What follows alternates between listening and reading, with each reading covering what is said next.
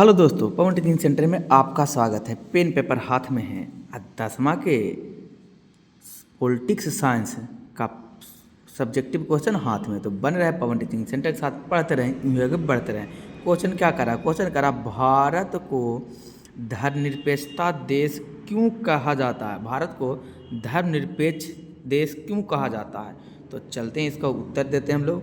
दोस्तों, यदि आप इस साल एग्जाम दीजिएगा तो 2 4 5 क्वेश्चन याद कीजिए। इसका प्ले लिस्ट जाइए, प्ले लिस्ट से क्वेश्चन नंबर 1 से एकदम रट्टा मार लीजिए। आपको एक प्रश्न नहीं छूटेगा, इतना मेरा गारंटी रहेगा। सब्जेक्टिव क्वेश्चन का, ऑब्जेक्टिव का अलग प्ले लिस्ट होगा और सब्जेक्टिव का अलग है।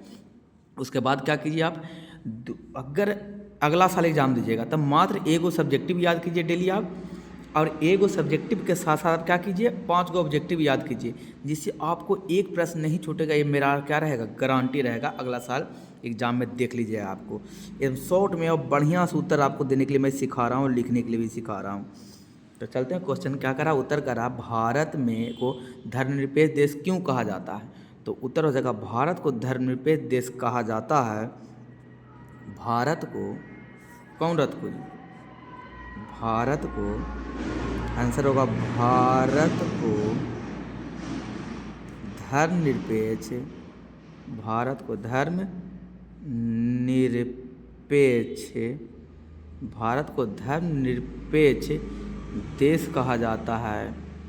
देश कहा जाता है। भारत को धर्मनिरपेक्ष देश कहा जाता है क्योंकि भारत में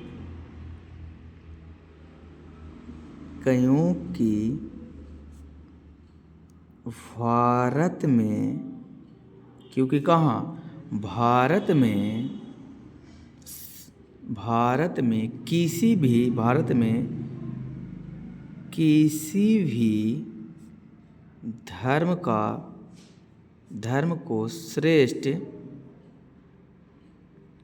धर्म को श्रेष्ठ माना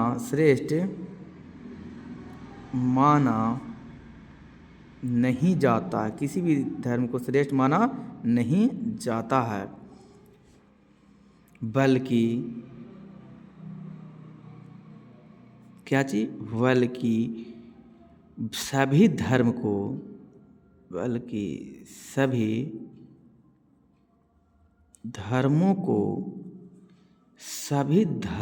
को बराबर का दर्जा दिया जाता है। क्या हो जाएगा, बराबर का दर्जा दिया जाता है। भारत में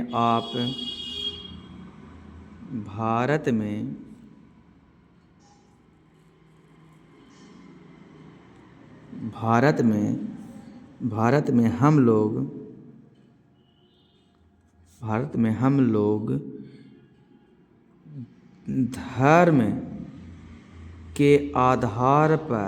धर्म के आधार पर किसी भी व्यक्ति से भेदभाव नहीं कर